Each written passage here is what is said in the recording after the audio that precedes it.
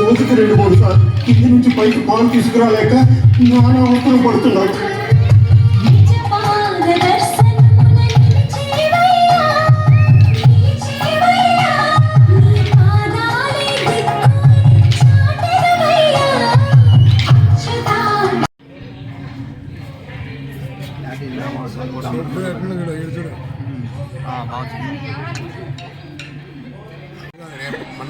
మన్నాడు వస్తుందంట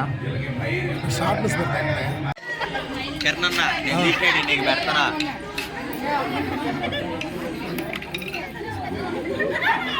మాది తిరుపతి జిల్లా రైల్వే కోడూరులోని కొత్త బజారు. నా పేరు శ్రావణి. మేము గత 11 సంవత్సరాలుగా గొబ్బెమ్మలు పెడుతున్నాం ఇక్కడ. అందరూ వచ్చి జయప్రదం చేసినందుకు చాలా ధన్యవాదాలు.